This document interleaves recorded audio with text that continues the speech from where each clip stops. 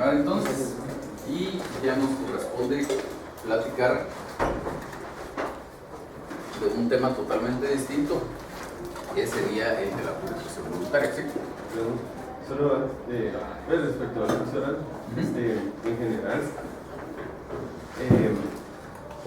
bueno, es que yo intenté hacer un memorial y haciéndolo se me complicó un poco en lo que respecta a lo de la prueba, digamos, en las peticiones y, bueno, más que todo en las peticiones,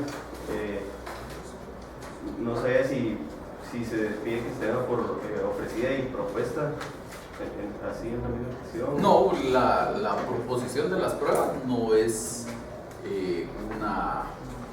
algo que se haga en la demanda o en su contestación. La proposición de las pruebas en el juicio oral es algo que se hace en la etapa de la recepción de las pruebas.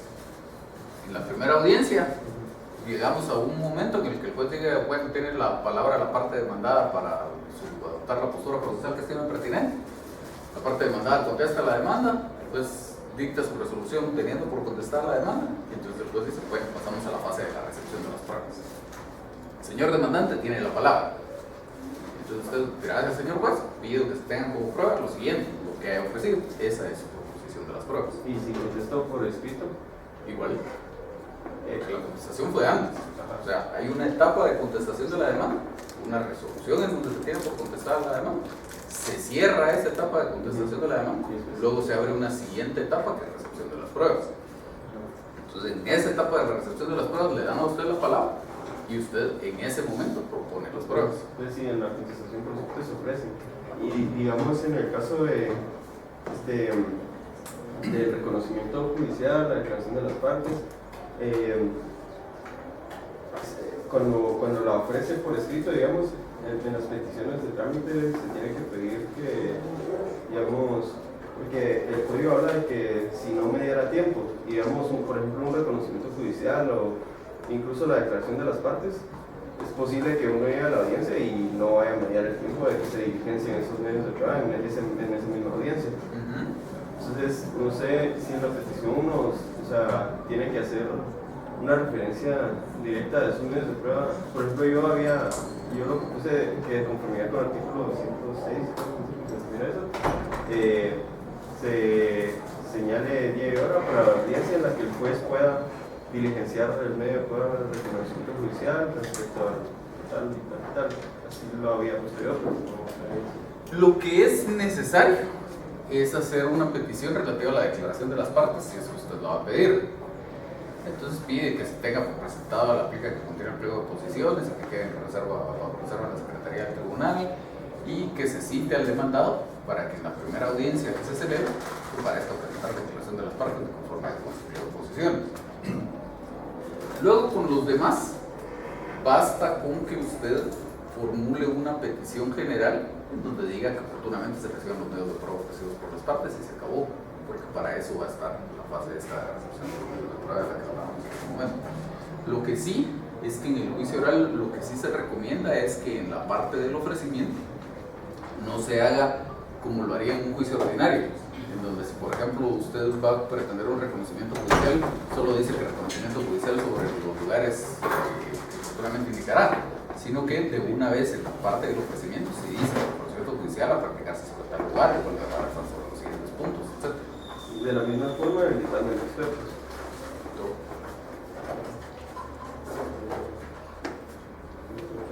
Solo esa contestación puede ser en cualquier momento antes de la audiencia, si lo hace por escrito, digamos. Sí, pero es lo que decíamos, que aunque teóricamente existe la posibilidad, nunca debe ser. Ok, ya. Sí, entonces, en todo caso, presento el documento en el momento de la audiencia y igual las peticiones que se cite para que en la primera audiencia, aunque ya estemos en esa primera audiencia. No, es que si es contestación de la demanda, no puede pedir que se cite al otro para la primera audiencia, porque ese es un memorial que nunca se va a conocer hasta la primera audiencia, aunque lo quisiera presentar antes. Entonces, si es contestación de la demanda, para efectos de la declaración de las partes, lo que pide es que se señale la audiencia en la cual la parte lectora deberá comparecer a esa declaración. Ok, sí. Bueno, entonces decíamos, vamos a pasar a platicar de un tema nuevo que es el de la jurisdicción voluntaria. Aquí, pues básicamente... Solo antes de empezar, ¿puedo hacer una pregunta de rendición de cuentas? Si el proceso, digamos, es parecido así como al que hemos visto, de que tiene su audiencia, emplazamiento por 3 días. No, es que no es emplazamiento por 3 días. El emplazamiento es lo que consiste, es en que a usted le notifican la demanda. En un juicio oral, digamos en un juicio ordinario o en un juicio sumario, eso implicaría que a partir del día siguiente comienza a contar un plazo. 3 días en el juicio sumario, 9 días en un juicio ordinario. En el juicio oral no, porque en el juicio oral, desde la primera resolución, que obviamente fue antes de que la notificaran, desde esa primera resolución el juez señaló un día y hora para la comparecencia de las partes del juicio oral. Entonces, el emplazamiento lo que consiste es únicamente en que le notifican a usted la demanda y la resolución que le da trama, y entre ese día y el día de celebración de la audiencia deben mediar por lo menos 3 días, pero puede ser muchísimo tiempo más. Podría ser que el juez, porque su agenda está muy ocupada, le señale una audiencia para la comparecencia de las partes a juicio oral para el 20 de julio del próximo año y se la notifique este lunes. Entonces, median los 3 días, que es el mínimo que establece la ley, por supuesto, pero además son 9 meses, pues. ¿Esa era su duda o? Sí, sí, porque es que no me había quedado bien claro cómo era el proceso dentro de... Sí. Bueno, entonces decíamos en cuanto a esto de la jurisdicción voluntaria, existe en principio alguna discusión de si se debería llamar jurisdicción voluntaria, porque no es en estricto sentido jurisdicción, porque la jurisdicción en lo que consiste es en juzgar y promover la ejecución de lo juzgado. Y aquí en la jurisdicción voluntaria, pues en realidad el juez no está juzgando en sentido propio. Y tampoco es cierto que sea voluntario, porque por regla general las partes no acuden a estos procedimientos de jurisdicción voluntaria porque quieran, sino porque para obtener el resultado necesitan esa intervención del juez. El punto es que nuestro medio, así la denomina la ley, y por lo tanto nuestro medio es jurisdicción voluntaria. Esta jurisdicción voluntaria la ubica el código dentro de lo que se llama procesos especiales. En un libro dedicado a los procesos especiales, y esos procesos especiales los divide en dos: los de jurisdicción voluntaria por una parte y el proceso sucesorio por la otra parte. Entonces, básicamente, ¿de qué se trata la jurisdicción voluntaria? Se trata de asuntos en los cuales no hay una contienda entre partes, pero ya sea porque la ley lo exige o porque las partes así lo quieren, y porque alguna persona interesada así lo quiere, es necesario que exista una intervención judicial para darle algún tipo de certeza y de seguridad jurídica a una determinada situación. Entonces dice el Código en su artículo 401: la jurisdicción voluntaria comprende todos los actos en que por disposición de la ley o por solicitud de los interesados se requiere la intervención del juez sin que esté promovida ni se promueva cuestión alguna entre partes determinadas.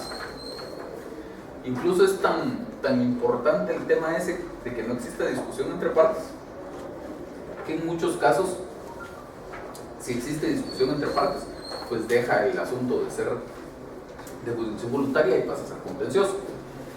Luego dice el 402: las informaciones que las leyes exigen para la realización de ciertos actos, como el otorgamiento de autorizaciones judiciales, notificación de partidas, etc., y todos los que no estuvieran especialmente reglamentados, se sujetarán a lo dispuesto en este artículo, aplicándose además, luego particularmente establezcan como requisito especial las leyes respectivas. Siguiente: las solicitudes relativas a jurisdicción voluntaria se formularán por escrito ante los jueces de primera instancia, y cuando fuera necesaria la audiencia de alguna persona, se le notificará para que dentro del tercer día la evacúe. Los documentos que se presentaran y las justificaciones que se ofrecieren serán recibidos sin necesidad de citación. Se oirá al Ministerio Público cuando la solicitud promovida afecte a los intereses públicos y cuando se refiere a personas incapaces o ausentes. Entonces aquí varias cosas importantes. Primero, el juez competente para conocer de un asunto de jurisdicción voluntaria siempre es un juez de primera instancia. Un asunto de jurisdicción voluntaria no lo puede conocer un juez de paz. Luego, Ese juez de primera instancia, se los digo así en general, porque dependiendo del asunto puede ser un juez de primera instancia civil, puede ser un juez de familia. Es un asunto de familia, el tema pues obviamente lo conocerá un juez de familia, y si es un asunto civil o mercantil, lo conocerá un juez de primera instancia civil. Luego, dice esto que los documentos que se presentaren y las justificaciones que se ofrecieran serán recibidos sin necesidad de citación. Y aquí lo que ocurre es que los procedimientos de jurisdicción voluntaria no tienen un esquema tan rígido como etapas, plazos, preclusión, como existe en los procesos propiamente dichos, sino que en los procesos estos o procedimientos de jurisdicción voluntaria lo que tiene que ocurrir es que se deben llevar a cabo ciertos actos. ¿Cuándo? No importa tanto, no es que tengamos un plazo para llevar a cabo un determinado acto y si no se lleva a cabo en ese plazo se perdió. Lo importante es que se lleve a cabo. Entonces es más que todo una cuestión de diligencia o de negligencia del abogado encargado del asunto de cuándo se va a llevar a cabo el tema. Si yo tengo que hacer unas publicaciones, por ejemplo, y me tardo 5 años en hacer las publicaciones, pues magnífico, no se perjudica algo por esa razón en el procedimiento de jurisdicción voluntaria. Y luego establece ahí una posibilidad de una necesidad de escuchar al Ministerio Público, dice el Código, en algunos casos. En realidad aquí, cuando en todos estos procedimientos de jurisdicción voluntaria, cuando se habla del Ministerio Público, entendemos que se está hablando de la Procuraduría General de la Nación. Lo que ocurre es que antes era una sola institución, pero a partir de hace 20 y tantos años, cuando fue la reforma de la Constitución, se separó en dos la Procuraduría General de la Nación y el Ministerio Público.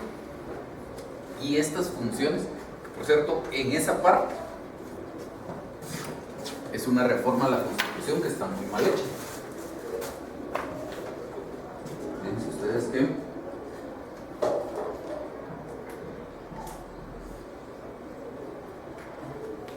el artículo 251 de la Constitución dice: el Ministerio Público es una institución auxiliar de la administración pública y de los tribunales con funciones autónomas, cuyos fines principales son velar por el estricto cumplimiento de las leyes del país. Su organización y funcionamiento se regirán por su ley orgánica. Pero ¿qué dice? Es una institución auxiliar de los tribunales que tiene por objeto velar por el cumplimiento de las leyes. ¿Qué es lo que hace la Procuraduría General de la Nación en todos estos casos? Precisamente eso. La función de la Procuraduría General de la Nación es revisar que se cumpla con los requisitos legales del procedimiento de jurisdicción voluntaria del que estemos hablando, y en función de eso dar una opinión favorable o desfavorable para que el juez haga su pronunciamiento. Entonces, ¿qué está haciendo la institución ahí? Está auxiliando al tribunal y además está velando por el cumplimiento de las leyes. Pero ¿a quién le encomendó la Constitución esa función? Al Ministerio Público. O sea, ¿dónde está establecido aquí que la función del Ministerio Público es la persecución penal y etcétera? La norma en esta, por lo menos en esta parte, no lo dice. Y entonces parecería, si nos quedamos con la norma constitucional, que esas funciones de los procedimientos de jurisdicción voluntaria deberían ser del Ministerio Público y no de la Procuraduría General de la Nación. Luego seguimos la Procuraduría, dice el 252, la Procuraduría General de la Nación tiene a su cargo la función de asesoría y consultoría de los órganos y entidades estatales. Su organización y funcionamiento se requiere por su ley orgánica. Entonces parecería que también encuadra del otro lado, pero parecería que se están duplicando funciones entre ambas instituciones. Procuraduría General de la Nación, la función de asesoría y consultoría de los órganos y entidades estatales.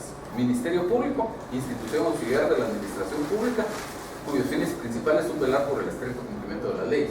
Parecería que esas funciones encuadran en cualquiera de las dos instituciones.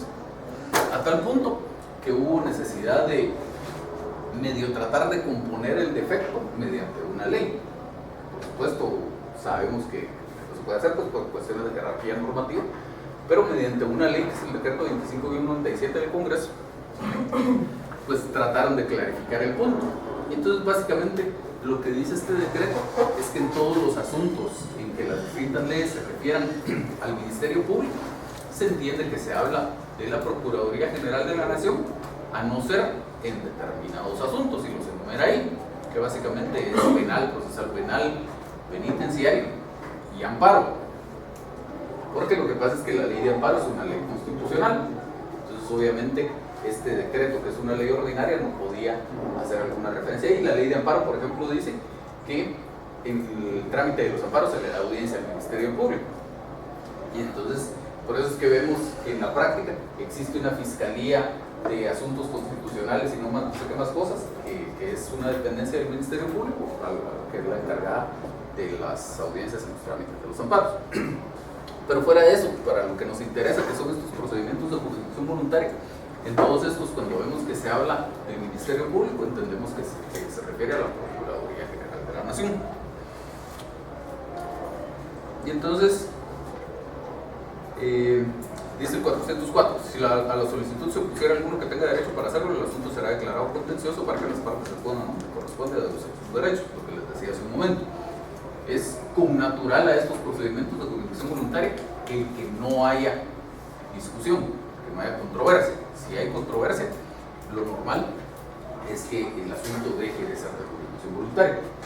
Si la solicitud se hiciera por quien no tenga derecho en el asunto, el juez la rechazará de oficio. Y finalmente el 405, el juez podrá variar o modificar las providencias que dictare sin sujetarse a los términos y formas establecidos para la jurisdicción contenciosa. Y es hasta tal punto flexible, digamos, los procedimientos estos.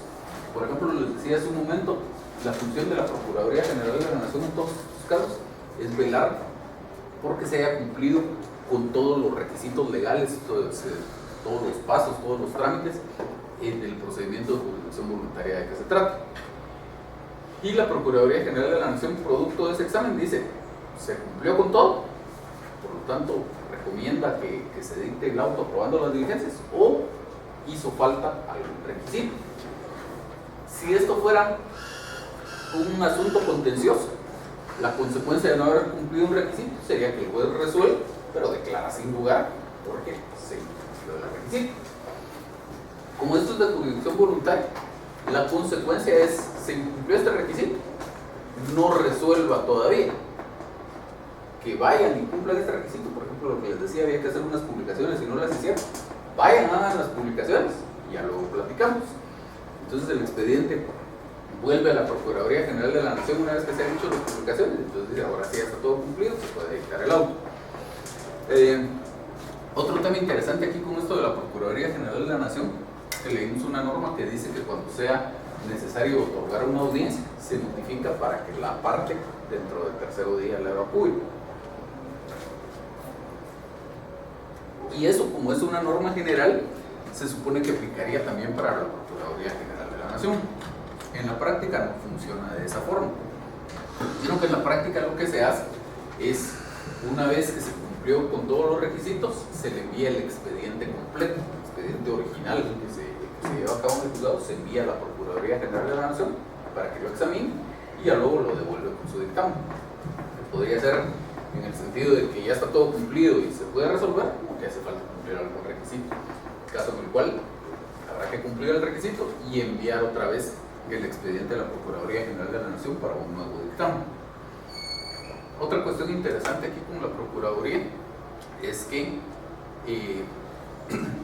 la opinión que emita la Procuraduría General de la Nación no es vinculante para el juez. Es decir, la Procuraduría podría opinar que procede declarar con lugar las diligencias y a pesar de eso el juez declararlas sin lugar o al inverso. Lo normal, casi en la totalidad de los casos, es que el juez siga la opinión de la Procuraduría General de la Nación, pero no está obligado. Caso distinto a lo que pasa con los notarios, que algunos asuntos, no todos, pero algunos asuntos de jurisdicción voluntaria se pueden tramitar ante notario, pero el notario no puede dictar un auto aprobando las diligencias si no tiene un dictamen favorable de la Procuraduría General de la Nación. El juez sí puede. ¿Sí? ¿Esta intervención de la PGN da legitimidad como partes para impugnar cualquier resolución o solo son como auxiliares? Como parte, el término de parte no sería propio para el caso porque no hay una discusión, digamos, no es un asunto contencioso, pero sí son sujetos que intervienen en el procedimiento y por lo tanto sí pueden recurrir a alguna resolución. ¿Sí? En el caso de la titulación supletoria, Ajá. creo que hay una norma que establece que en la PGN la que puede solicitar la revisión del proceso de titulación. Ajá. No me recuerdo bien cómo está, pero en ese caso, si se arregla este auto, sí se le tendría que dar intervención a la PGN en la operación, porque puede solicitarse Digamos, en cualquier caso, porque incluso no en todos los procedimientos de jurisdicción voluntaria es parte de la Procuraduría General de la Nación, pero en cualquier caso en el que sí se le dé intervención a la Procuraduría General de la Nación, cuando se dicte el auto, habrá que notificárselo al interesado, a quien haya promovido las diligencias, y también a la Procuraduría General de la Nación. Cualquiera de esos podría apelar. Lo normal es que no existan recursos en este caso, por lo mismo que les decía que la flexibilidad del procedimiento. Entonces, en la mayoría de casos, si usted promueve unas diligencias, no es que se las vayan a declarar sin lugar, sino que a lo mejor tienen que cumplir requisitos y a lo mejor los tienen que cumplir varias veces, porque eso pasa también con alguna frecuencia, que llega el expediente de opinión a la Procuraduría General de la Nación y dice, no porque no se llevó a cabo este trámite o esta etapa del procedimiento, se corrige ese defecto, va otra vez a opinión a la Procuraduría General de la Nación y le dice, no porque hizo falta esta otra cosa. A veces pasa eso, que no le señalan todos los defectos de una sola vez, sino hay que enviar el expediente 2 o más veces. Entonces, pero la idea es que lo normal es que no le van a declarar a usted sin lugar sus diligencias. Por lo tanto, usted no va a tener algún interés en apelar. Lo normal es que la Procuraduría General de la Nación tampoco va a tener algún interés en apelar, porque como les decía, casi en la totalidad de los casos, el juez sigue la opinión de la Procuraduría General de la Nación. Teóricamente sí existe la posibilidad. De hecho, el artículo 602 del Código, cuando dice que resoluciones son apelables, dice, segundo párrafo, las resoluciones que no sean de mera tramitación dictadas en los asuntos de jurisdicción voluntaria son apelables. Entonces, pues teóricamente existe esa posibilidad de apelar. Si se apela, pues en el caso del ejemplo, usted promovió las diligencias y además era un caso en el que había que dar la evidencia a la Procuraduría General de la Nación. Usted no está de acuerdo y apela, o la Procuraduría General de la Nación no está de acuerdo por la razón que sea y apela. Recibido el expediente por la sala, seguimos el trámite común y corriente de una apelación. Le dan una audiencia al apelante para que haga uso del recurso de apelación y posteriormente se señala un día y hora para la vista. Entonces esa primera audiencia que se le da al apelante, pues a cualquiera que haya apelado, si fue usted la que apeló, se la dan a usted, si fue la Procuraduría la que apeló, se la dan a la Procuraduría, y ya luego la vista, pues es para ambos, tanto para usted como persona que promovió las diligencias como para la Procuraduría General de la Nación. Esa era la... Sí, gracias. pero yo no he visto casos de estos. Ajá. Mi duda era porque sí vi en algún momento vi unos casos de adopciones que le mandaban a la PGN para dictamen. Y cuando la PGN apelaba, porque sí daban una adopción al niño, el juzgado de Sara le estaban diciendo que no a sus apelaciones porque no estaban legitimados para actuar, porque son necesitan. Yo creo que esa resolución estaba totalmente fuera de lugar, porque la Procuraduría General de la Nación en estos casos sí cumple una función aquí de proteger algunos intereses. De hecho, si volvemos a la norma general esta que veíamos hace un momento, dice, se oirá al Ministerio Público, Procuraduría General de la Nación, cuando la solicitud promovida afecte a los intereses públicos y cuando se refiere a personas incapaces o ausentes. ¿Y qué es lo que pasa aquí? Que la Procuraduría General de la Nación, dentro de sus funciones, una de las principales es ser un representante del Estado. Pero además, dentro de sus funciones accesorias, pudiéramos decir, está el proteger los intereses de ciertas categorías de personas. Entre esas, los menores cuando no tienen un representante. Entonces, en ese caso, lo que estaba haciendo la Procuraduría General de la Nación al apelar una resolución de estas era, por lo menos teóricamente, proteger aquellos intereses que tenían encomendados. Por lo tanto, sí tenía legitimación para recurrir a esa resolución. Entonces, ¿dudas de esta parte general de los procedimientos? ¿Sí? Solo, entonces, en ese caso, si la audiencia que da de la PGN, la resolución que dicta, si es para rectificar algún error, si da esa oportunidad, o si hay algún error de una vez deniega, ya no se puede hacer nada más en jurisdicción. No, solo la Procuraduría General de la Nación no resuelve. La Procuraduría General de la Nación lo que emite es un dictamen. Entonces, el dictamen de la Procuraduría General de la Nación puede ser básicamente en tres sentidos. Puede ser, mire, hace falta cumplir un requisito. Entonces, si es esa primera opción, el expediente vuelve al juzgado, ya usted como solicitante en las diligencias tendrá que presentar los memoriales que sean necesarios para que se lleve a cabo eso que hacía falta. Por ejemplo, no se hicieron publicaciones, o sí se hicieron pero tenían un error, usted presentará un memorial pidiendo que se lleve a cabo lo que sea necesario para corregir el defecto. Ya que se haya corregido el defecto, pide que se envíe nuevamente el expediente a la Procuraduría General de la Nación para que emita opinión. Y teóricamente, o de hecho pasa con bastante frecuencia en la práctica, podría ser que la Procuraduría General de la Nación diga, falta este otro requisito, y lo devuelve. Y luego vaya otra vez y falta este otro requisito, y sí podríamos estar un montón de veces. Digamos que no, ya estamos en el punto en el que la Procuraduría General de la Nación va a emitir una opinión sobre el fondo del asunto. Dependiendo de las circunstancias del caso, en la mayoría de ocasiones, si ya están cumplidos todos los requisitos, el dictamen de la Procuraduría General de la Nación va a ser en el sentido, están cumplidos todos estos requisitos, por lo tanto la opinión de esta Procuraduría es que puede dictarse el auto y que se aprueben las diligencias. Entonces, magnífico, que recibe el expediente, dicta su auto, se declara con lugar sus diligencias, se acabó. Pero también la opinión de la Procuraduría General de la Nación podría ser en el sentido de que se declaren sin lugar las diligencias, como el caso que ponía su compañera por ahí atrás de las adopciones. Algo más, en general, en cualquiera de los procedimientos estos de jurisdicción voluntaria, en donde se da audiencia a la Procuraduría General de la Nación, pudiera ser una situación en la que, aunque se hayan cumplido los requisitos formales de que si la publicación, que si los testigos, que si lo demás, en el fondo del asunto, su situación concreta no encuadraba dentro del caso de procedencia general para estas diligencias que usted estaba promoviendo. Es decir, su solicitud en el fondo era improcedente, aunque haya cumplido con todos los requisitos formales, la solicitud en el fondo era improcedente. Entonces, en estos casos, sí es perfectamente posible que la Procuraduría General de la Nación emita un dictamen desfavorable, pidiendo que el juez declare sin lugar las diligencias que usted promueve. ¿Sí?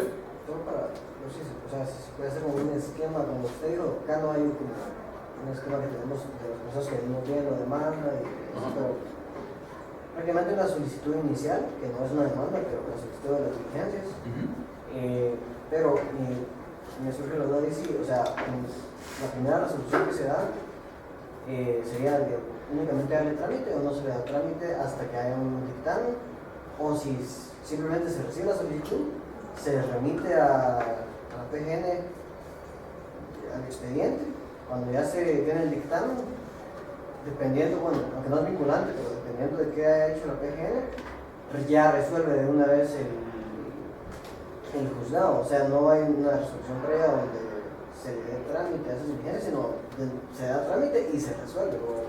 Vamos por partes. Primero, lo que usted decía, que es bien importante y no se los había mencionado.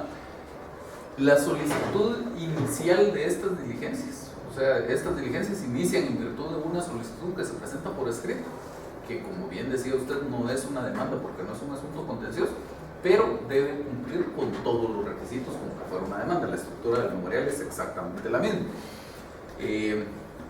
Por supuesto, lo que le faltará es que comparezca a promover demanda de tal cosa en contra de fulano, pero si dirá comparezco a promover diligencias voluntarias de lo que sea que tenga que promover. En muchos casos habrá que notificar de esas diligencias a algún interesado. Entonces, aunque no dice como en una demanda que demanda en contra de fulano que puede ser notificado, si dirá diligencias voluntarias de tal cosa, de las cuales hay que notificar al señor fulano de tal, de quien desconozco el lugar de su residencia, puede ser notificado en esa dirección. Ahora, el desenvolvimiento del proceso, digamos, aunque no tiene plazos definidos para el desarrollo de etapas procesales, sí funciona lo mismo en el sentido de que primero hay una resolución inicial en donde el juez admite para su trámite las diligencias o rechaza. Si las admite para su trámite, ordena que se lleven a cabo las diligencias que sean necesarias según el procedimiento de jurisdicción voluntaria del que estamos hablando. Hay publicaciones, no hay publicaciones, hay que recibir testigos, no hay que recibir testigos, etc. Y una vez que se llevaran a cabo todas esas diligencias, el expediente va a la Procuraduría General de la Nación cuando es necesario, porque no es necesario en todos los casos, y ya después de eso, pues acepta su auto. ¿Y se resuelve en no? En auto. Esa es la regla general. Hay una excepción clarísima que es en el caso del procedimiento de divorcio voluntario, y hay por ahí otro par de casos en los que no está totalmente claro si es un auto o una sentencia, que vamos a platicar en un momento. Pues mencionó rechazo, se puede admitir o rechazar. El rechazo sería solo si no cumple los requisitos. Sí, igual que si fuera una demanda, digamos que si no me indicó lugar y fecha o ese tipo de cosas. Estamos con la parte general. Entonces vamos a empezar a platicar de los procedimientos de jurisdicción voluntaria en lo particular.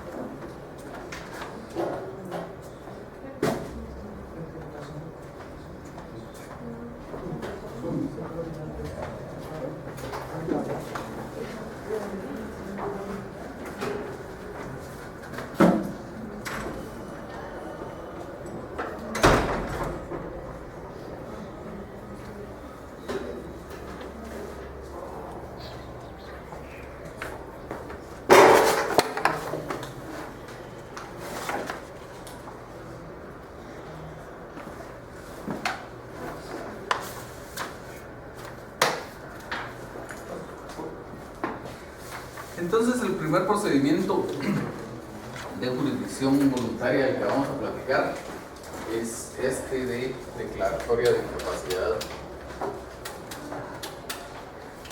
o de interdicción. Lo primero que habría que hacer notar aquí es, como decíamos cuando hablábamos de los interdictos, una cosa son los interdictos, que son esos juicios sumarios de los que platicamos, que buscan proteger normalmente algún derecho de posesión, y otra cosa es la declaratoria de interdicción, y sobre todo la persona declarada en estado de interdicción. Es impropio, terminológicamente no es lo correcto denominar a estas personas como interdictos. El nombre correcto es persona declarada en estado de interdicción, que sea un poco más largo el nombre, pero esa es la terminología correcta. Hay algunas normas jurídicas, incluso en el Código de Comercio, en las que se refieren a estas personas como interdictos, pero no es la denominación correcta. Entonces, ¿de qué se trata esto? ¿Todos tienen hojita esa? ¿No? ¿De qué se trata esto? Existen ciertas personas que en atención a algunas condiciones particulares, se les puede afectar su capacidad civil. Acuérdense que la persona individual, digamos, tiene o puede tener dos distintas capacidades. Hay una clasificación de la capacidad en dos: la capacidad de goce y la capacidad de ejercicio.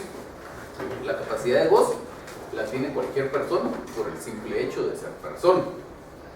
Entonces, todos los que estamos aquí somos personas, por lo tanto tenemos capacidad de goce. Luego, la capacidad de ejercicio, y esa capacidad consiste, en general, la capacidad consiste en la posibilidad de adquirir derechos y contraer obligaciones. Entonces, la capacidad de goce pues consiste en tener esos derechos o tener esas obligaciones. Todos tenemos capacidad de goce. Luego existe también la capacidad de ejercicio. La capacidad de ejercicio consiste en esa aptitud para adquirir derechos y contraer obligaciones por sí mismo. Y entonces esa capacidad de ejercicio se adquiere por regla general con la mayoría de edad. Todos nosotros somos mayores de edad, por lo tanto tenemos capacidad de goce y además capacidad de ejercicio. Hace algún par de años o un poquito más que ustedes eran menores de edad, tenían únicamente capacidad de goce, es decir, sí tenían la posibilidad de adquirir derechos y contraer obligaciones, pero no tenían capacidad de ejercicio, es decir, no podían adquirir esos derechos y obligaciones por sí mismos o directamente, sino tenían que hacerlo a través de sus representantes legales, que en la mayoría de casos serían los padres en ejercicio de la patria potestad. Eso quiere decir, un menor de edad puede comprar un bien inmueble por acá, sí puede. Lo único es que no puede comparecer directamente el menor a la escritura pública, sino que tendrá que comparecer su padre en ejercicio de la patria potestad. Entonces, pues la regla general es toda persona mayor de edad tiene capacidad de ejercicio. La capacidad de goce siempre existe, esa no hay una excepción a la regla. Todas las personas individuales tienen capacidad de goce. En cuanto a la capacidad de ejercicio, la regla general es todos los mayores de edad tienen capacidad de ejercicio. Y para que exista una excepción a la regla, lo que es necesario sería esto, una declaración de interdicción, que de lo que se trata básicamente es que una persona, aunque sea ya mayor de edad, por algunas circunstancias particulares de esa persona, que podrían ser algunas cuestiones, ya vamos a hablar de las circunstancias, pero podrían ser algunas cuestiones físicas como una ceguera congénita, podrían ser algunas cuestiones mentales como una incapacidad mental que le prive de discernimiento, podrían ser algunas circunstancias de hábitos de la persona como la ebriedad habitual, hacen necesario limitarle esa potestad para adquirir los derechos, contraer las obligaciones por sí mismo. Entonces se le priva de esa capacidad de ejercicio, mantiene por supuesto su capacidad de goce, pero se le priva de la capacidad de ejercicio y pues ya la adquisición de derechos y el contraer obligaciones tendría que ser a través de un representante en protección a los intereses y a los derechos de esta persona. Entonces vamos a ver pues más o menos cómo funciona la cosa por acá. Primero dice que el fundamento general o sustantivo de estas diligencias serían los artículos 9 y 13 del Código Civil y el 406 del Código Procesal Civil y Mercantil. En el Código Civil, el artículo 9 dice: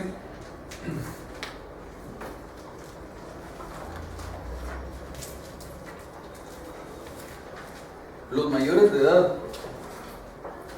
que adolecen de enfermedad mental que los priva de discernimiento deben ser declarados en estado de interdicción. Pueden asimismo ser declarados en estado de interdicción las personas que por abuso de bebidas alcohólicas o estupefacientes se exponen a ellas mismas o exponen a los familiares a graves perjuicios económicos. La declaratoria de interdicción produce desde la fecha en que sea establecida en sentencia firme incapacidad absoluta de la persona para el ejercicio de sus derechos, pero los actos anteriores a tal declaratoria pueden ser anulados si se probare que la incapacidad existía notoriamente en la época en que se verificaron.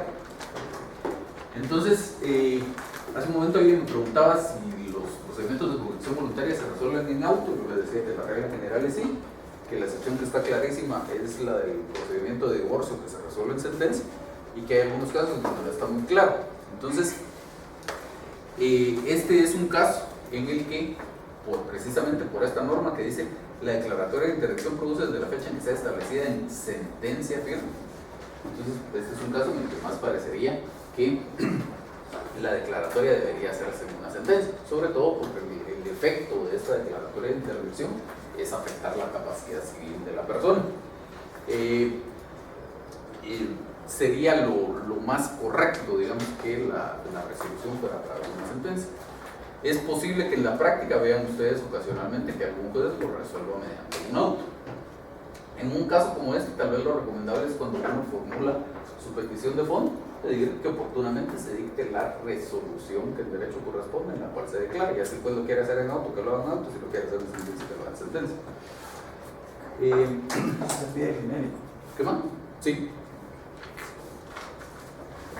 Y el artículo 13 dice: quienes padezcan de ceguera congénita o adquirir en infancia y los sordomudos tienen incapacidad civil para ejercitar sus derechos, pero son capaces de los que puedan expresar su voluntad de manera indubitable.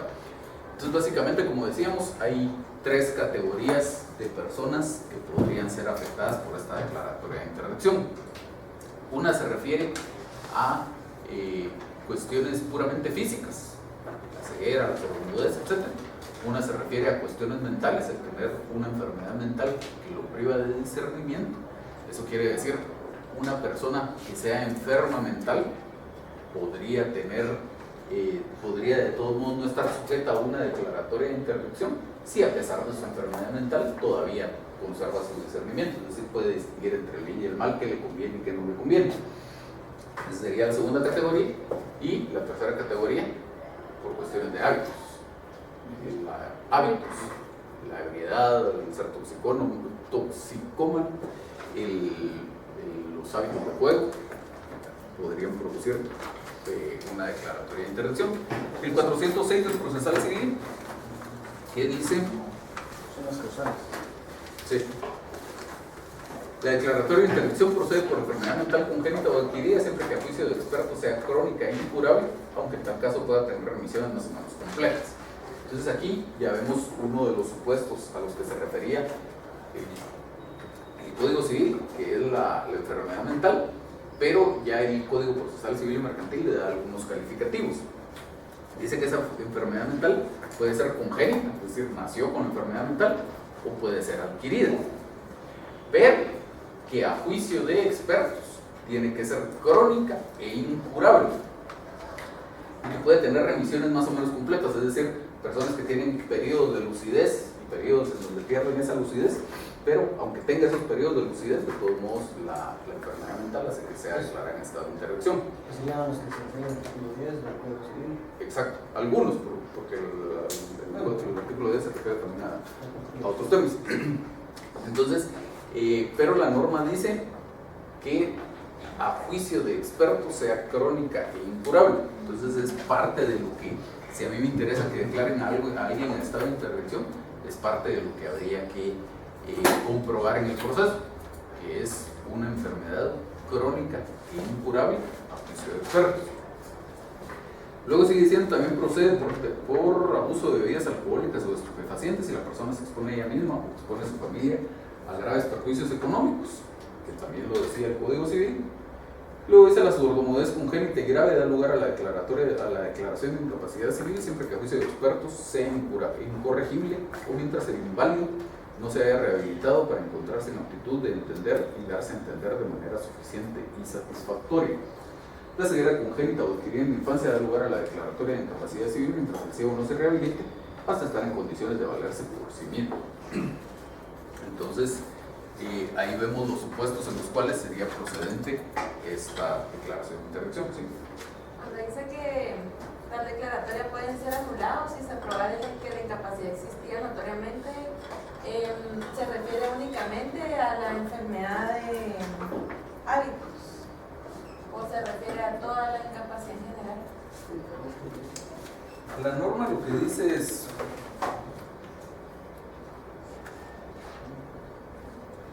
la declaratoria de interdicción produce desde la fecha en que sea establecida en sentido de firme incapacidad absoluta de la persona para el ejercicio de sus derechos, pero los actos anteriores a tal declaratoria pueden ser anulados si se probara que la incapacidad existía notoriamente en la época en que se verificara. Entonces, la norma es general para todos los supuestos de la declaratoria de interdicción.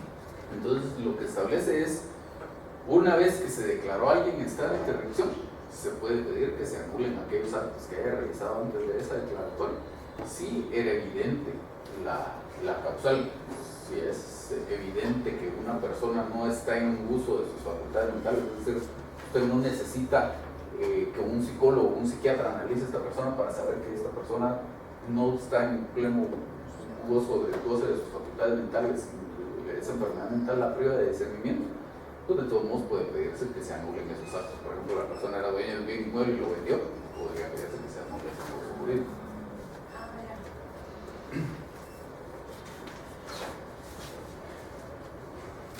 ¿Y qué pasa si una persona que es adicta a cualquier sustancia o juegos o algo así se rehabilita y ya fue declarada en estado de interdicción? Hay un procedimiento por ahí para la rehabilitación. Y como yo lo entiendo, entonces esa declaratoria puede ser como retroactiva. Simplemente antes no se había declarado, pero... No es que pueda ser retroactiva.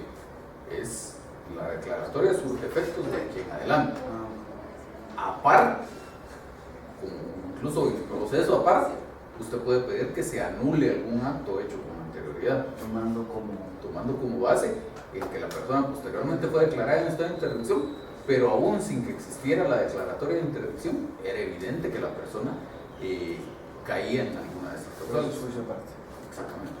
Y me voy a preguntar, como dice a juicio de expertos, por lo tanto, a la hora de presentar la solicitud, siempre hay que pedir como medio de prueba el dictamen de expertos.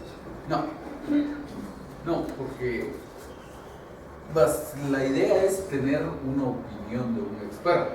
Entonces, si por ejemplo usted quiere que se declare en estado de interdicción a una persona que es pariente suyo, una persona a la que por lo tanto usted pudiera tener acceso como para llevarla donde un psicólogo o un psiquiatra, y que este profesional le dé un informe por escrito, para que también pueda adjuntar ese informe por escrito usted a su solicitud inicial.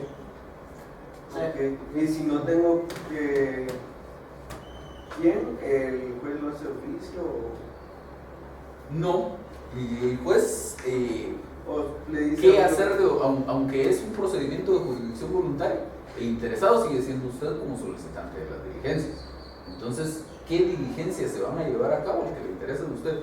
El juez, que vamos a ver el procedimiento en un momento, el juez lo único que tiene que hacer es examinar por sí mismo a la persona. Fuera de eso, todo lo demás, usted es el encargado de ver que se lleve a cabo lo que tenga que llevarse a cabo. Ahora otra cosa, póngale, hay una parte en la que digo que los actos que fueran celebrados cuando él no haya sido declarado todavía incapaz o interdicción pueden ser anulables.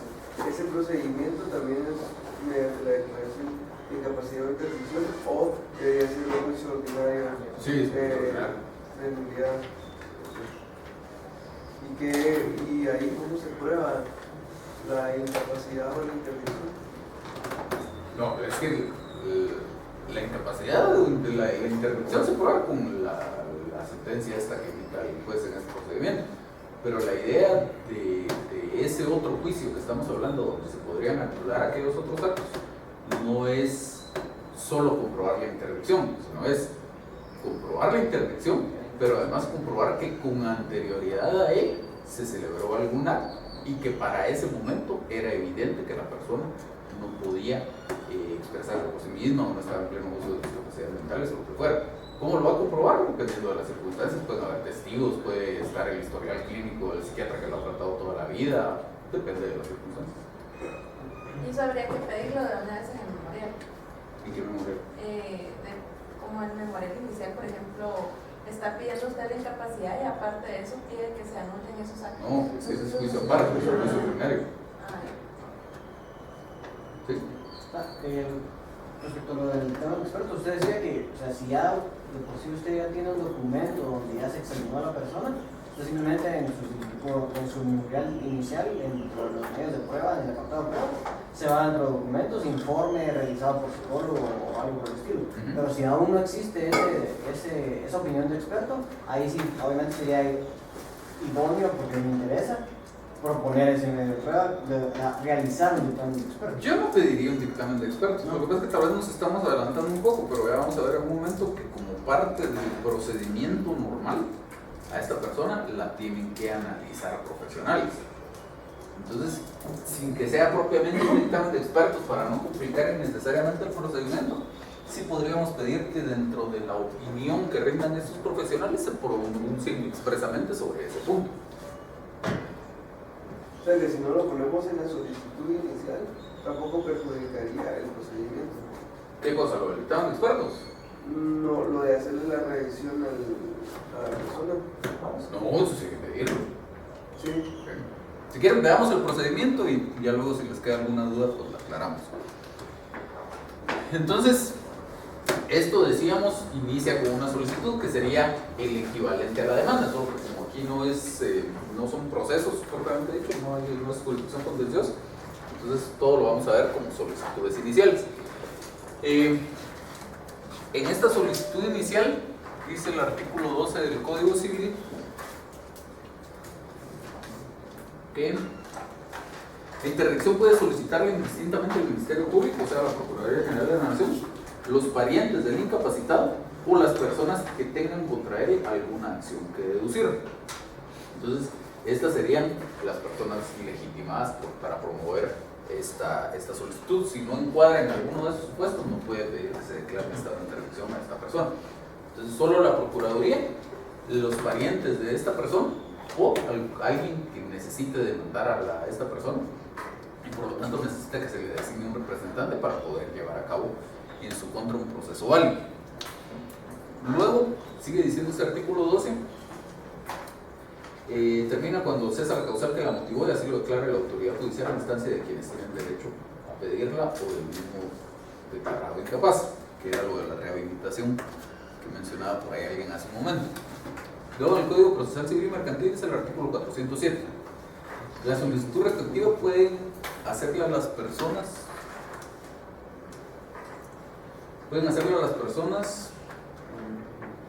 que tengan interés al Ministerio Público. Si vemos en todos estos temas de jurisdicción voluntaria, se da mucho el tema de que tanto el Código Civil como el Código Procesal Civil y Mercantil regulan los mismos puntos, es decir, el Código Civil en algunos aspectos trata de regular cuestiones procesales y el Código Procesal Civil y Mercantil trata de regular cuestiones que son sustantivas. Y entonces nos topamos mucho con temas que no están regulados exactamente igual en las dos normas. Y tenemos el problema de que las dos normas tienen la misma categoría jerárquica, traen en vigencia al mismo tiempo, entonces no hay pues una solución de qué norma preferir. En la mayoría de casos son diferencias que no importan tanto. Entonces, por ejemplo, aquí habla de las personas que tengan interés o el Ministerio Público. Al otro lado habla el Ministerio Público siempre, o sea, la Procuraduría General de la Nación, los parientes de aquellos que tengan alguna acción que deducir. Lo que deberíamos entender es que estas personas que podrían interesar están limitadas solo a esas otras dos categorías, los parientes y las personas que tengan una acción que deducir en contra de este.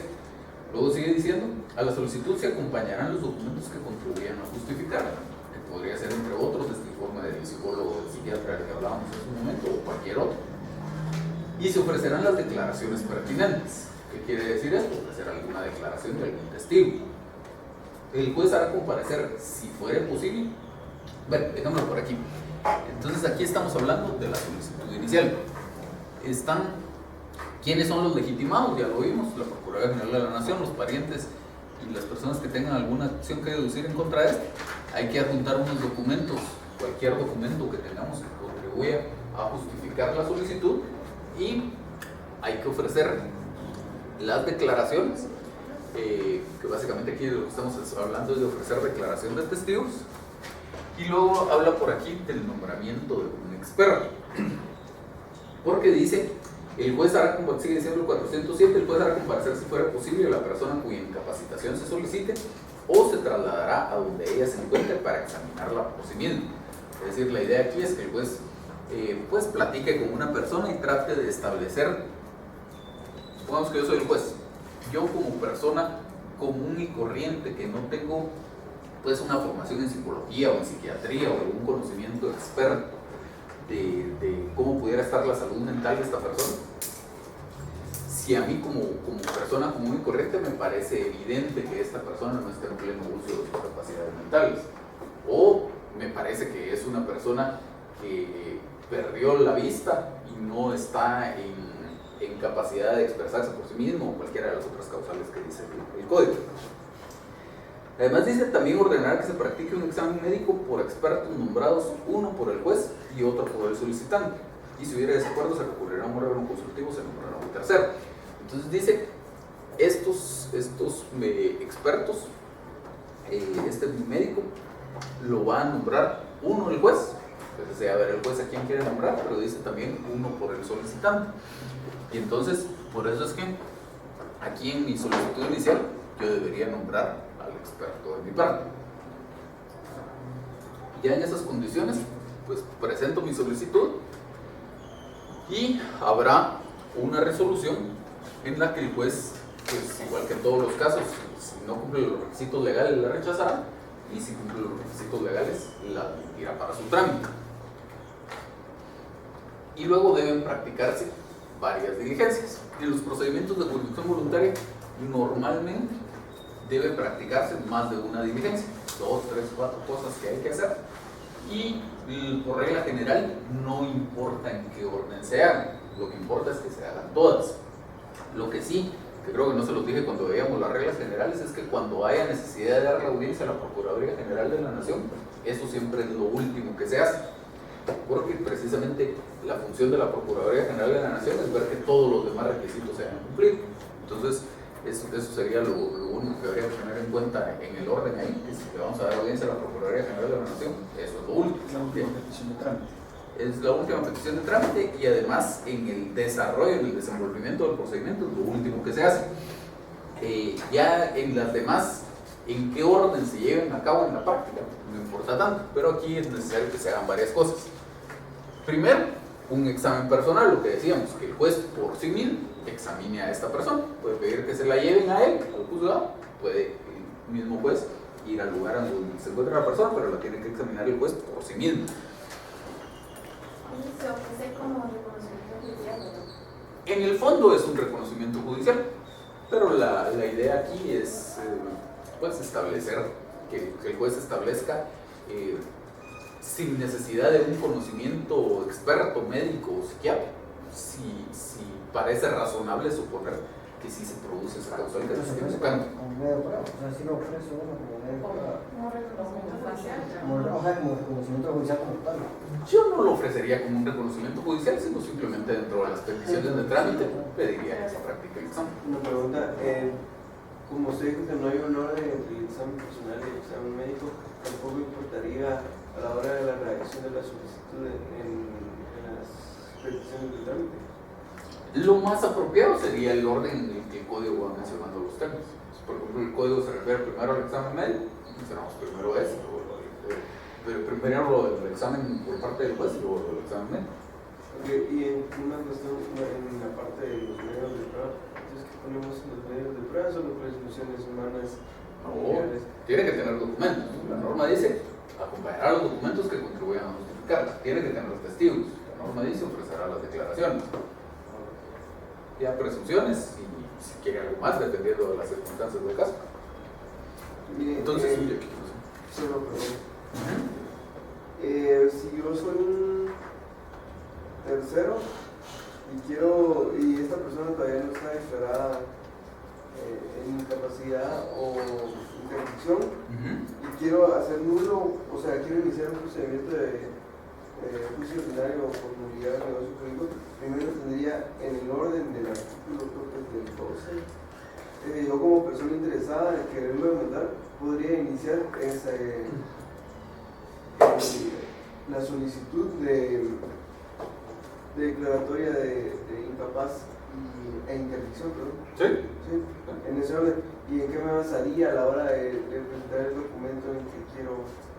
¿Cómo se empieza a hacer? Póngale, el padre que quiere declarar a su hijo en declaratoria de incapacidad o interdicción acompaña la certificación de partida de nacimiento, supongo, y así, pero yo como interesado que posteriormente voy a demandarlo, ¿qué acompaño para hacer valer mi Depende de las circunstancias del caso. Si por ejemplo existe un contrato, usted había celebrado un contrato con esta persona y luego resulta que va a plantear una demanda relacionada con ese contrato. Entonces usted dentro de sus hechos que narrará será, señor juez, yo celebré un contrato en tal fecha con fulanito de tal, que está documentado en tal cosa. Luego resulta que el señor sufrió un accidente y producto de ese accidente quedó sin el pleno uso de sus capacidades mentales. Yo necesito plantear una demanda porque hubo un incumplimiento de su contrato, por lo tanto quiero que se le declare en estado de interdicción. Y su legitimación, digamos que entiendo que es el problema que tiene usted, ¿cómo acredita su legitimación? Acompáñame a copiar el contrato. Pero eso es solo un ejemplo, pues habrá que ver las circunstancias del caso particular, por qué es que usted lo quiere demandar y que pues no sería un medio de prueba propiamente dicho, sino qué elemento de convicción tiene usted para justificar la legitimación que usted tiene en ese caso en particular. El examen personal es el que hace el juez. El juez, exacto. primera vista, ¿verdad? Entonces, luego vendría... ¿sí? Pero por ejemplo, si es una persona que no es pariente, así como decía él, ¿cómo sería solo una asunción propia de que él está, o que yo lo vi, que está jugando, digamos, apostando o algo así, cosas que sean de hábitos, digamos, que es algo que no se puede probar por exámenes médicos, que yo le diga, anda a hacerte un examen médico o algo así, ¿verdad? Sino que eso sería solo porque yo lo asumo. Porque usted lo asume, no, lo tiene que comprobar. Porque recuérdense que el resultado de esto es una cuestión grave. Si usted promueve esas vigencias pidiendo que me declaren a mí un estado de interacción, el resultado de esto no es una cuestión de chiste que solo porque usted dice, pues va a decir que sí. Me van a privar a mí del goce de mis facultades, de la posibilidad de ejercer por mí mis derechos. Entonces, no es algo porque sí, hay que comprobarlo. ¿Cómo lo va a comprobar? Es problema suyo. Me refiero pues al problema del solicitante, que depende de las circunstancias particulares del caso.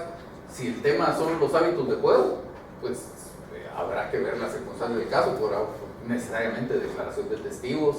A lo mejor va a una casa de apuestas, se puede llamar como testigo al encargado de la casa de apuestas, donde dice que sí lo conoce porque hay que apostar ahí todos los días. Hay que ver las circunstancias del caso, pero sí hay que probar. Un declarado del estado de intervención e incapaz puede trabajar. Póngale en el caso de un toxicómano o un alcohólico. Yo no diría por qué no. Pero se le deposita la cuenta de su Debería. responsable. En el artículo 4, dice en el 4.7 donde está órgano consultivo, a ver, ¿cuál es ese órgano consultivo? Perdón, repítame, no lo escuché. Órgano consultivo. No, pero repítame desde el principio. El 400, ¿a qué se refiere? Ajá. El órgano consultivo. Pero ¿de qué me está hablando? Es que no lo escuché El nada. 4.7 donde dice... 4.7. Ajá. También ordenará que se practique un examen médico por expertos y si 407. se recurrirá a un órgano consultivo o se nombrará un tercero. Podría ser al colegio no sé si existe colegio de psicólogos, pero supongamos que sí exista, podría ser al colegio de psicólogos, por ejemplo, o podría ser a la Fundación para la Salud Mental de los no sé qué, ese tipo de... Que si existe pues el patronato de salud mental, ese tipo de organizaciones. Sí. En caso se estuviera solicitando que se declarase en estado de interdicción o incapacidad a un presunto toxicómano o alcohólico habitual, y esta persona, digamos ahora que se puede hacer Photoshop y muchas cosas, o sea, se logran recabar las pruebas suficientes para convencer al juez de cómo esta persona que sabe que obviamente no va a estar de acuerdo con eso porque se le van a limitar a varios derechos, puede pronunciarse al respecto en contra de... Cuando ya se emita la resolución, él puede impugnarla. Recuérdese que decíamos al inicio que en muchos casos, en general, en los procedimientos de jurisdicción voluntaria, en muchos casos es necesario notificarle a una persona, que no es propiamente un demandado, porque esto no es una demanda, pero sí es necesario notificarle. Este sería precisamente uno de ellos, pues si usted quiere que se declare en estado de interdicción a don Juan Pérez, estas diligencias hay que notificárselas a don Juan Pérez, y don Juan Pérez tiene la posibilidad de oponerse a esas diligencias. Y como dice la norma general, si hay una oposición, pues el asunto es contencioso, y entonces primero vemos si hay oposición, si es fundado o no la oposición, y ya después platicaremos de la declaratoria de interrupción. Entonces, el examen médico, que sería lo que decíamos, lo examina un médico propuesto por el solicitante y otro designado por el juez, y si hay necesidad, algún médico adicional. Y luego la recepción de pruebas. ¿Qué pruebas? Las que hayan ofrecido, que necesariamente tendremos que incluir documentos y testigos y cualquier otra que el interesado quisiera ofrecer. Luego, esto ya lo vemos no unido con líneas, sino por separado, porque es algo que podría ocurrir o no, según las circunstancias del caso, que es el nombramiento de un tutor específico para los efectos de que lo defienda mientras se tramitan las diligencias. Entonces dice,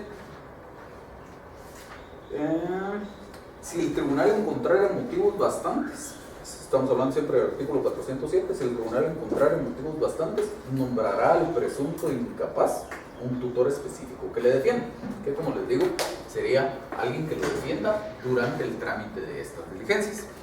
¿Cuándo encontraría el juez motivos bastantes? Como resultado de este examen personal que hace, vio que de plano si la persona no podía valerse por sí misma, entonces pues le nombra algún tutor específico que lo defienda mientras se tramitan las diligencias. En las peticiones de trámite se establece, se le solicita a esa juez, Sí, casi que textual, que si llegase a determinarlo, o sea...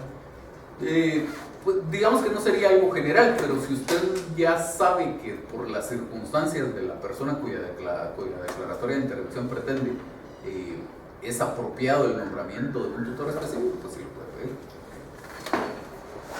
Luego, también como una cuestión que podría ocurrir o no, según las circunstancias del caso, están las medidas de seguridad de los bienes y el nombramiento del interventor provisional. Sigue diciendo la norma, si lo creyera oportuno, dictará medidas de seguridad de los bienes y nombrará un interventor provisional que lo reciba por inventario. Si este presunto incapaz fuera propietario de algunos bienes que necesitan administración, pues no los podemos dejar descuidados mientras se tramita el procedimiento, podrá nombrarse a este interventor provisional. Luego, cuando se han cumplido las tres cosas que sí son necesarias, que es el examen por parte del juez, el examen por parte de los médicos y la recepción de las pruebas, el juez va a dictar las medidas para el cuidado y la seguridad del enfermo. Dice el siguiente párrafo: cuando se haya comprobado el estado que motivó la solicitud, que obviamente sería mediante el diligenciamiento de esos trámites, cuando se haya comprobado el estado que motivó la solicitud, el juez dictará las disposiciones necesarias para el cuidado y la seguridad del enfermo. Y dice, en todo caso, las disposiciones mencionadas en este artículo se practicarán dentro del término de 8 días. O sea, todo esto que hemos visto, la resolución, el examen por el juez, el examen médico, la recepción de las pruebas, todo teóricamente debería pasar en un plazo de 8 días, ¿sí? Digamos que yo estoy pidiendo esto para cuidar, bueno, en teoría yo entiendo que es para la persona que lo está pidiendo, es en protección, no solo de los bienes, sino que de la persona, ¿verdad? Del enfermo, en estos casos. Entonces, no sé si el juez toma eso en cuenta y nombra como doctor especial a la persona que lo está pidiendo o nombra a un tercero. Y en cuanto a las medidas de seguridad, ¿a quién pone a mirar eso? Lo recomendable sería, lo que pasa es que tendríamos que ver quién lo está pidiendo, porque si usted está pidiendo que se declare a alguien en estado de intervención porque usted lo quiere demandar, aunque suene cruel, usted en realidad su interés que la motivó a promover las diligencias no es la protección física de la persona y el cuidado de la persona, sino es que tenga un representante legal para que usted pueda válidamente tramitar un proceso en contra de este presunto incapaz. Entonces, lo del el cuidado del enfermo y esto que dice por acá, las medidas para seguridad y cuidado del enfermo, a usted en realidad eso no le interesa. Entonces podría dejarlo ahí como para que el juez mire qué hace.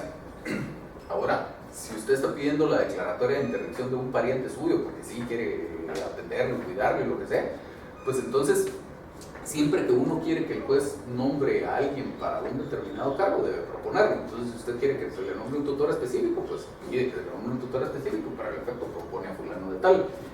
Si quiere que se tomen algunas medidas para la seguridad y cuidado del enfermo, pide que se tomen las medidas. Y si usted ya tiene una idea de qué medidas serían las apropiadas, pues pide para el cual pide que se decreten las siguientes medidas. Y si quiere que alguien en particular las lleve a cabo, así lo pide, etc. Sí. Ese tutor específico que se nombra dentro del proceso, también funciona de forma que la persona que se vería afectada por la resolución en la que se le declara en estado de interdicción, desde ese momento ya no puede disponer de sus bienes sino es a través de ese tutor específico, más allá de la representación solo para la representación. La norma dice aquí estamos hablando de un tutor específico, es una cosa. Otra cosa totalmente por separado es que si el juez lo estima necesario va a dictar medidas para la seguridad y cuidado de los bienes. Entonces, el tutor específico podría existir aunque no hayan bienes, por ejemplo. Ahora, las medidas para seguridad y cuidado de los bienes depende de las circunstancias del caso. Usted podría decir, pues mire, para evitar que lo venda, como son bienes inmuebles, pues hagámosle una anotación en el registro de la propiedad para que cualquiera sepa que está pendiente sobre esta persona una declaración de intervención. Se podría solicitar nombrar a un depositario para que no pudiera físicamente tenerlo, suponiendo que se está solicitando que se declare que es un toxicómano interdicto, tiene carros de lujo y los podría... Sí, totalmente.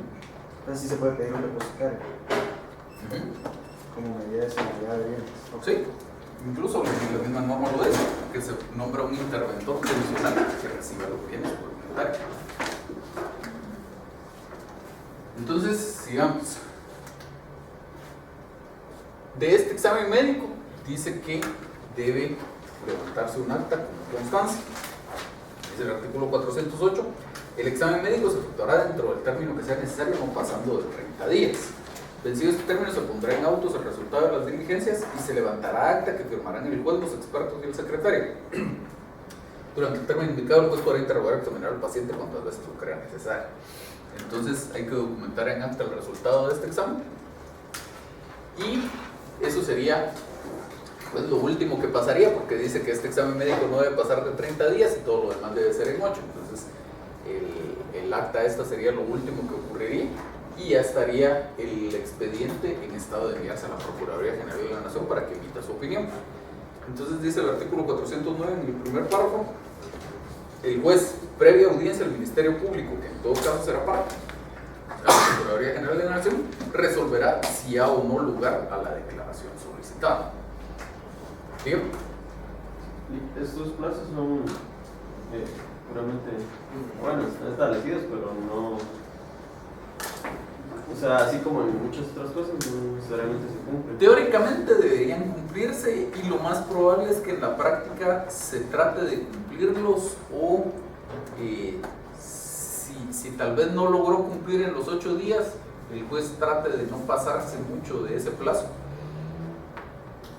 Porque estamos hablando de una persona que según las circunstancias del caso particular, a lo mejor está medio a la deriva, es alguien que no puede valerse por sí mismo y no hay formalmente alguien que esté encargado de esta persona, entonces tampoco lo podemos dejar ahí 3 años que mire qué hace. Entonces lo normal sería que el juez trate de respetar el plazo y si se pasa un poquito, pero no mucho. Y digamos en el caso del examen médico, es que yo igual en la oficina había llevado un caso de examen de intervención y el experto que iba a examinar por parte del juez a la persona que se iba a declarar en el estado de intervención, creo que los juzgados de familia tienen a una persona siempre ahí, porque incluso tenía la oficina ahí en los juzgados de familia. Sí, pero digamos, como yo estaba procurando eso, tenía que ver que la experta fuera, ¿verdad? O sea, irle a hablar e incluso llevarla. Y digamos, pero eso me tomó como 2 meses porque llegaba y nunca estaba y así, ¿verdad? Entonces era bastante tiempo. Pero, o sea, no sé si hay alguna forma de... O sea, realmente en esos plazos no se van a cumplir o... Pues miren lo que le decía, que ahí está involucrado también una cuestión de cuidar uno su responsabilidad personal, uno como funcionario o empleado público. Porque igual, si resulta que a esta persona le pasó algo porque el juez fue negligente en no cumplir con estos plazos, o porque el psicólogo fue negligente y usted lo tuvo que perseguir 2 meses y no le hacía el examen, pues esa persona, que en la práctica no se da mucho, pero este juez o este psicólogo, el que haya sido, está sujeto a una demanda de responsabilidad civil. Entonces, yo si estuviera ejerciendo el cargo, trataría de cuidarme en todos los plazos. A lo mejor hay alguien que no, pero lo normal y lo recomendable sería que sí. Entonces, en el orden ahí, perdón, es, o sea, como usted dijo que el acta generalmente es el último que se dicta y después ya se va a la audiencia a la PGN, pero en el orden sería de que ya una vez que están todas las diligencias, incluyendo el acta que se levantó, ahí ya se declaran las medidas de cuidado y seguridad del enfermo. En el momento en que el juez lo dice, cuando la norma dice cuando se haya comprobado el estado que motivó la solicitud. Ok, entonces no es necesario el examen médico para... Dependiendo de las circunstancias. Si resulta que es una persona que tiene apariencia de estar en pleno goce de sus facultades mentales, entonces usted platica con él y no le ve un problema, pero también un psicólogo dice sí, eso está totalmente fuera de... Entonces, en ese caso necesitaría el resultado del examen médico. Ahora, si es una persona con que si usted y yo conversamos con ella, nos damos cuenta de que no está en pleno goce de sus facultades mentales, pues con el primer examen que le haga el juez podrá decir, yo ya comprobé el estado que está y pues me dice. O sea que en los exámenes se puede ir una cantidad indeterminada de plazo. No, el ¿Cómo examen si? médico no puede pasar de 30 días. No, pero es que yo vi también que dice que podrá realizar todos los exámenes. Ah, pero dice durante ese plazo. Mientras tardan los 30 días estos, el juez si quiere ir a ver al presunto incapaz todos los días lo puede hacer. Una duda, el nombramiento del tutor, del interventor y del cuidador debe ser de oficio o yo lo debo de proponer. Es lo que le decía a su compañera ahí atrás. Si a usted le interesa, usted debe proponer a la persona. Ahora pudiera ser que aunque usted no lo pida, porque digamos, usted lo que quiere es demandar a este presunto incapaz. Entonces usted, digamos, suena cruel, ¿qué pasa con el incapaz? No le interesa tanto, lo que quiere es que finalmente se le nombre un representante legal para usted poder tramitar su proceso. Entonces, pues usted no se va a poner en la molestia de ver quién se va a encargar de alimentar a la persona y de cuidarla, etcétera, etcétera. Entonces, pero aunque usted no lo haga, el juez tiene que procurar la protección de esta persona. Entonces tendrá que ver si hay un pariente al cual se lo puede encomendar, si lo remite a alguna institución o qué hace el juez con esta persona. Licenciado, en el caso que que el interesado fuera un acreedor de la persona incapaz, ¿se limitarían los casos a que él pediría la declaratoria en estado de intervención o de incapacidad? A que fuera un menor de edad con bienes, puesto que a un tóxico. A ver, Digamos que desde el principio otra vez. yo soy acreedor suyo. Ajá. Y usted es un alcohólico. Ajá. Igual. En el ejemplo.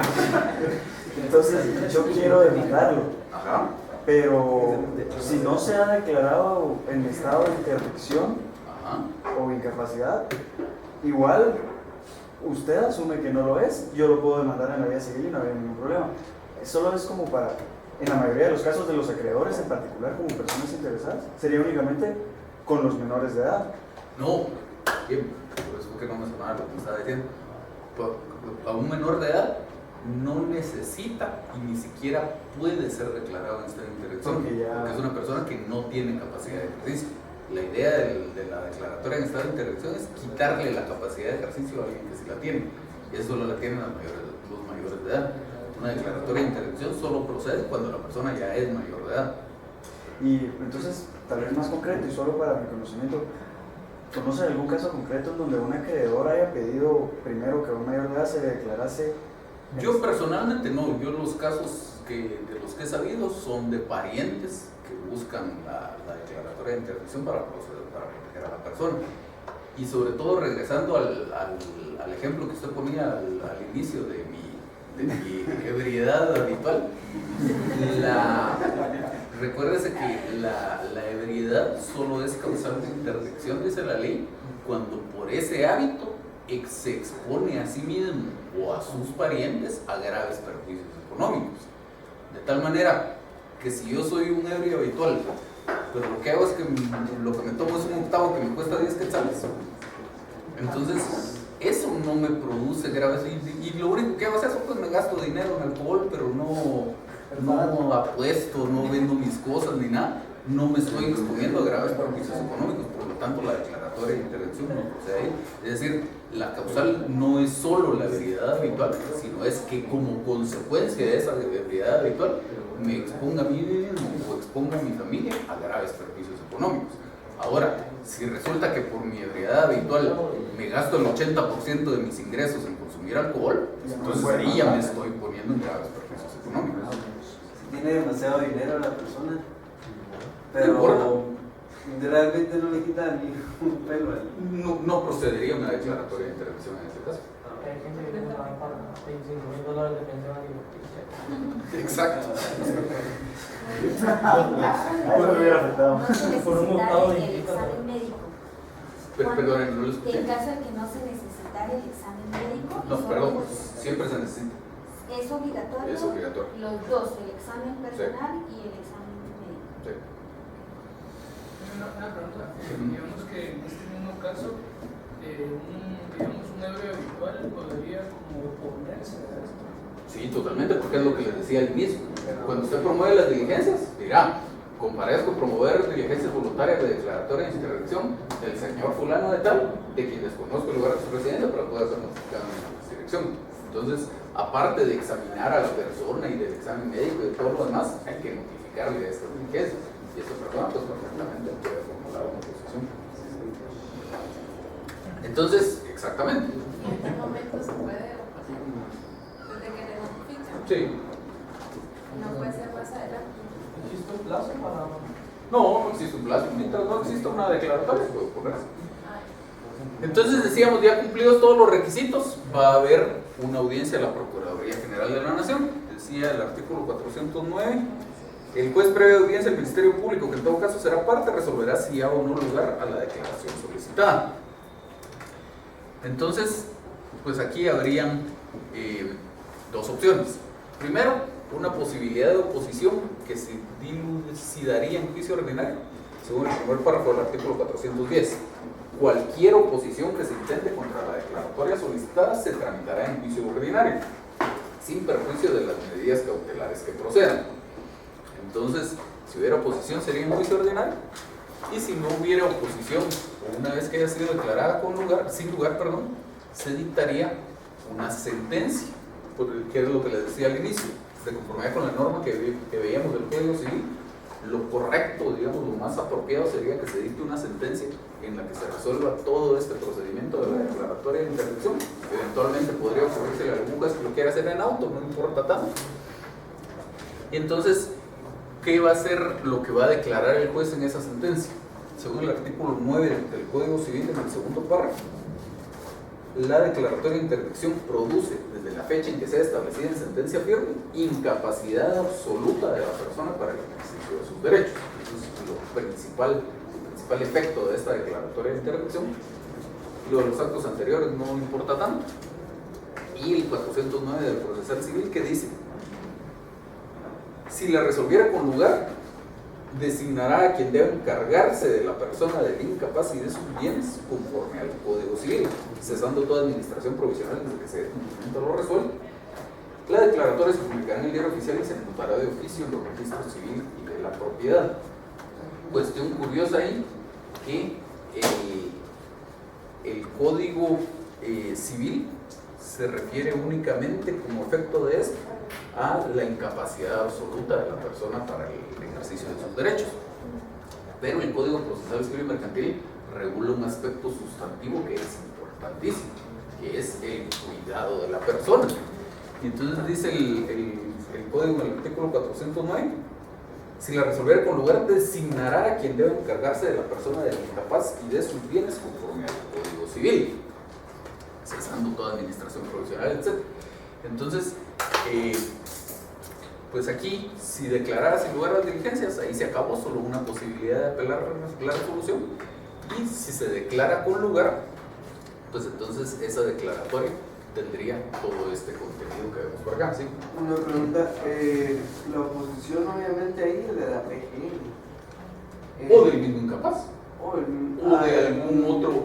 Ok. Pongamos la oposición. Del mismo presunto incapaz, perdón. Debe ser de él. No, puede ser la Procuraduría, puede ser el presunto incapaz, puede ser algún otro pariente, puede ser cualquier persona. Y en este caso ya se volvería un juicio ordinario. En un juicio ordinario se discute la oposición a la declaratoria de interdicción. Y en ese mismo proceso, ¿iniciaría este juicio ordinario o ahí se dicta qué resolución hay ahí para decir que se debe tramitar mediante un juicio ordinario de qué también? Eso es un tema que vamos a ver cuando terminemos de ver todas las diligencias voluntarias. Pero a grandes rasgos le doy una respuesta. Si no, les tendría que hacer la aclaración cada vez que veamos una de esas. Entonces, al final, después de ver todas, hacemos una consideración general al respecto. El Código Procesal Civil y Mercantil, dentro de estas normas generales que vimos, dice: si hubiera oposición de algún interesado, el asunto se declarará contencioso para que las partes acudan a dilucidar sus derechos en donde corresponde. Lo que quiere decir es que la regla general es que las oposiciones deberían tramitarse en un expediente independiente. Ahora, existen varias oposiciones, sobre todo cuando es en materia de familia, que se tramitan dentro de un expediente. Incluso existen algunas que dentro de la propia tramitación de las diligencias voluntarias tiene establecido cómo se llevaría a cabo la oposición. Incluso hay algunas que en la misma resolución final de las diligencias el juez resuelve con lugar o sin lugar las diligencias, con lugar o sin lugar la oposición, y a continuación con lugar o sin lugar las diligencias en una misma resolución. Entonces depende del caso particular, pero eso lo dejamos para el final. Otra cosa, bueno, entonces póngale, yo soy el solicitante y lo estoy haciendo con mi esposa, con mi hijo, quien sea que sea mi familia. Obviamente el juez competente sería un juez de primera instancia de familia. Pero si yo soy un interesado, que como le había comentado anteriormente, que pretendo llevar un juicio ordinario de otra cosa sin ser familia, el juez competente para conocer de estas diligencias sería un juez de primera instancia civil normal. La respuesta es no, y el que me diga por qué no le doy un punto. Porque el más competente es un juez de paz. Un juez de familia. No, un juez de paz jamás. Un juez de paz jamás conoce procedimientos de jurisdicción voluntaria. Su compañero pregunta: si el que está promoviendo las diligencias no es pariente del presunto incapaz, se tramita el asunto ante un juez de primera instancia civil. Yo le digo, la respuesta es no. Y el que me diga por qué no, le doy un punto. ¿Ah? No, legitimación sí tiene.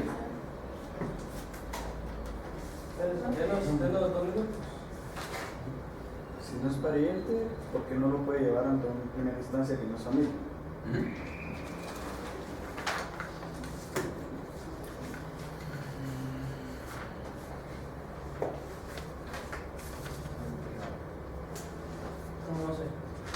Por los efectos. ¿Qué efectos? Por los efectos, porque los efectos de la declaración de interdicción no solo va a afectar la relación o la relación que esta persona con su familia tenga con la persona que va a declarar interdicto, sino que también va a afectar, por ejemplo, los bienes que pudiera tener en relación con la familia. O sea, en una relación de familia, esta persona de interdicción puede ser dueña de la casa, digamos, donde vive su familia.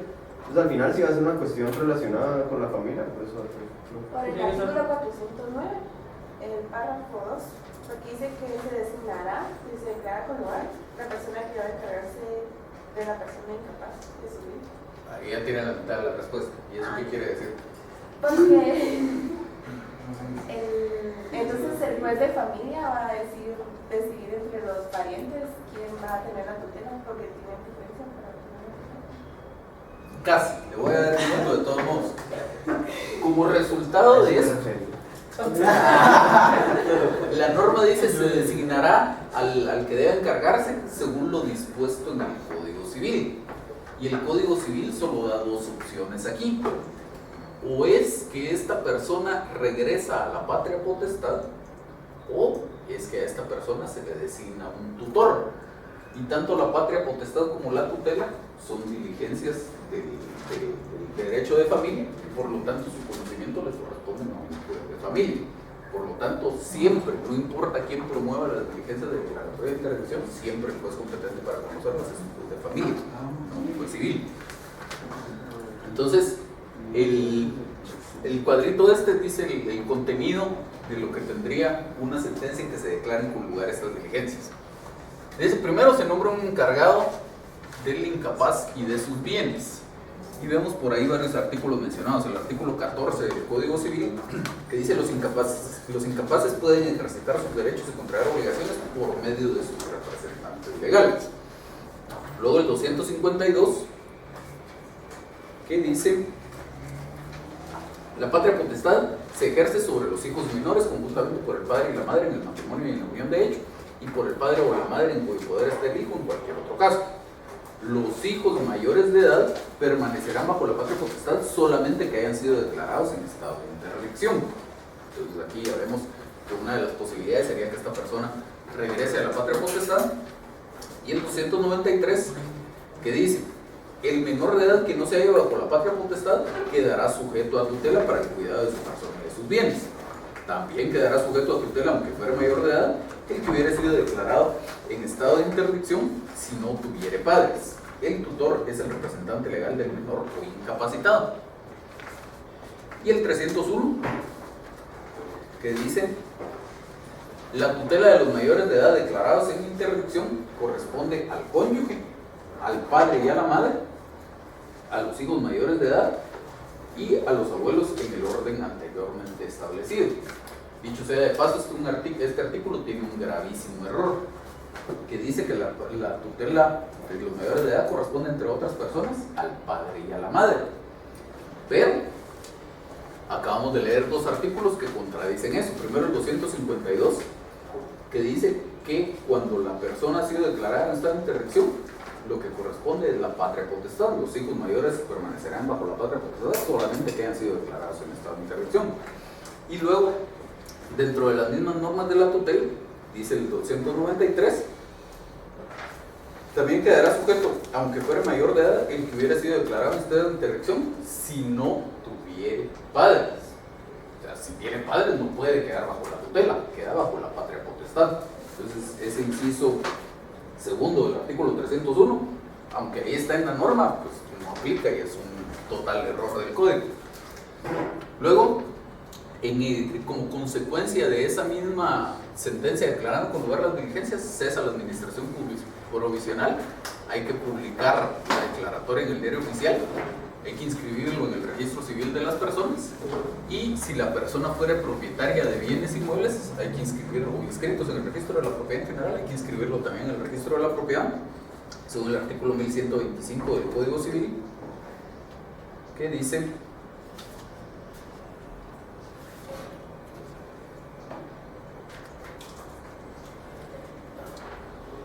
en el registro se inscribirán 12. La declaratoria judicial de interdicción y cualquier sentencia firme por la que se modifique la capacidad civil de las personas propietarias de derechos sujetos a inscripción a la libre disposición de los bienes. Y eso es la declaratoria de capacidad. ¿Demanda? 1125, numeral 2. ¿Dónde se inscriben? Solo recapitular un poco para entender. El juez competente es juez de familia, en este caso. Y otra pregunta: las obligaciones posteriores de que se dicte sentencia, la publicación en el diario oficial, la inscripción en los registros, ¿eso ya es con la sentencia? ¿La persona encargada es la obligada a hacerlo o lo hace una vez de oficio el juez? No, por la persona encargada. Sobre todo en cuanto a la publicación, hay que pagar la publicación. Y todo lo demás, el interesado es el que se encarga de todo eso. En la petición se menciona algo de las obligaciones posteriores a establecer la sentencia. O sea, prácticamente redactan todas las que establecen los artículos. Igual con las peticiones cuando se hace la petición del examen personal y esa recepción de pruebas, yo entendí por el artículo 407 que todas las disposiciones se dan dentro del término de 8 días. Entonces, yo creo que dentro del término de 8 días se pasa en personal. No, solo pide que se practiquen las diligencias. Haciendo sus peticiones por separado de cada una, que el señor juez practique el examen personal del presunto incapaz, que el señor juez ordene el examen del presunto incapaz por parte de dos médicos, uno propuesto por el señor juez y otro por mi persona, para el cual propongo el señor fulano de tal. ¿Y la recepción de pruebas, cómo se... ¿En qué momento se realiza esa recepción de pruebas? ¿Se señala la audiencia? Depende. Esa pregunta está interesante. Que eso es general para todas las diligencias de jurisdicción voluntaria. No necesariamente, que eso sí es puro estilo del juez, pero la mayoría no lo hace. No necesariamente en las diligencias de jurisdicción voluntaria se señala un día y hora para la práctica de las pruebas. Por ejemplo, la declaración de testigos, que esa es una que casi que en todas las diligencias de jurisdicción voluntaria se pide declaración de testigos. No necesariamente se señala un día y hora para la práctica de la diligencia, sino que lo normal Es que usted llega al juzgado y diga, mire, estoy tramitando unas diligencias de jurisdicción voluntaria de declaratoria de interdicción y necesito que me escuchen unos testigos. ¿Cuándo los puede recibir? Le dirán, vengas el viernes a las 10 de la mañana, lleva los testigos y se acabó. Así funciona normalmente. Nada. Ahora, dependiendo del estilo del juez, pudiera ser que el juez sí señale formalmente un día y hora, pero es pura cuestión de estilo. Entonces, ¿cómo lo pido? Solo pide que se reciba la declaración de los testigos fulano y mengano de conformidad con el interrogatorio siguiente. Y expone ahí de una vez el interrogatorio. Y si el juez quiere señalar a la audiencia, que la señale, y si no, pues irá usted a ponerse de acuerdo cuando le reciben su declaración. ¿Dudas del procedimiento? Sí. Lo de las diligencias se propone, o sea, en apartados distintos, como diligencias sindicales o dentro del medio de prueba, o solo las peticiones mencionar no es suficiente. ¿Qué cosa? Las diligencias ambas de examen personal y examen médico. Solo en las peticiones. Son las peticiones. Ahora los testigos se lo tendríamos en las pruebas de documento seguro. ¿Estamos ahí entonces? Entonces, tenemos 5 minutos y seguimos.